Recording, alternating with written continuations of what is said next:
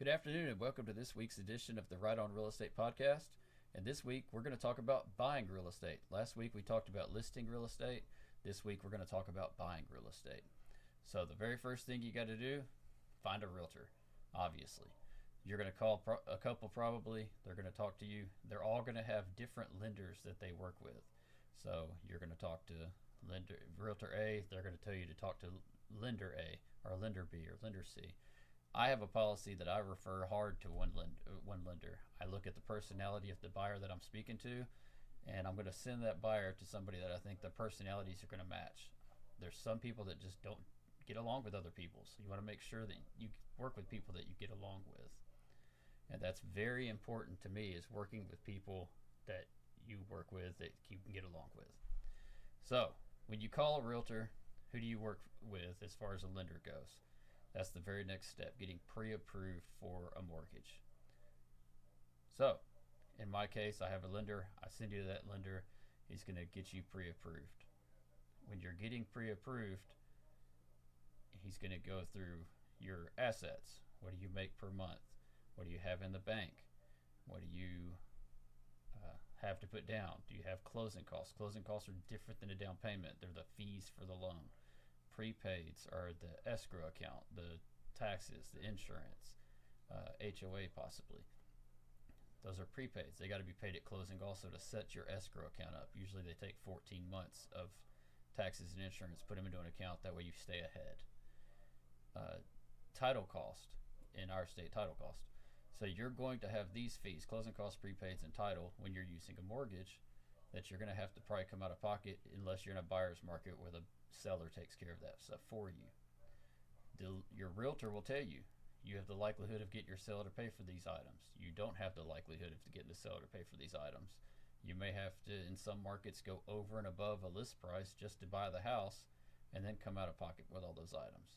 But the lender and the realtor you work with will kind of walk you down that line about what current market trends are in your area at that time to get you approved for the best mortgage going forward for you to realize the dream of home ownership. Talk to several realtors, find out what their specialties are. Do they specialize in starter homes? Do they specialize in luxury homes? Do they specialize in a step-up home? Where are they at on the market?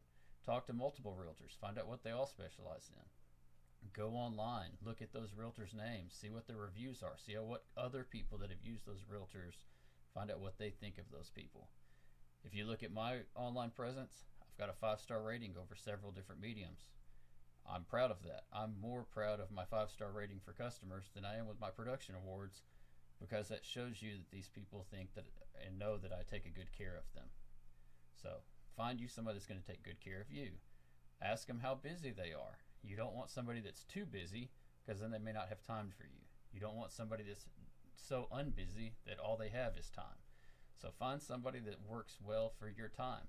Make sure you can communicate well together. You may be somebody that likes text messages. You may like somebody that wants, you may be somebody that likes phone calls. You may be somebody that likes WhatsApp or Facebook Messenger. There's so many mediums of communication now. Make sure that the realtor you're working with can communicate with you in the way you want to be communicated with. It's very, very important. I like to know how all of my customers like to communicate, what time of day they want to communicate, and things like that. That way, as I get updates, I can communicate with my customers and clients as I get updates how they want to be communicated with.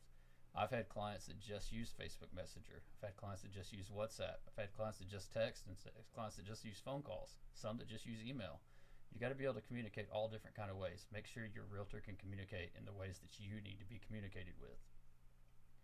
As far as listings go, look, I know it's a sad commentary about finding houses for a buyer, but a person buying a house is constantly on their phone and their internet looking for houses on every medium out there, whether they're on the MLS, Realtor.com, Zillow, wherever they are looking at houses. They're looking at houses 24 hours a day for themselves only. Most realtors have multiple clients at a time, and they don't necessarily have time to go over every medium all day long looking for you a house. Yes, they are looking. They probably look multiple times a day for you independently. They've probably got auto notifies set up to send you houses as they hit the market. But like I said, they're not on the internet constantly looking for just you houses. So even if they're looking multiple times a day, you're looking multiple times a day more than they are. But make sure you get along with your realtor. Make sure you know how to communicate with your realtor. Make sure that realtor is a 5-star rated realtor that is going to take care of you.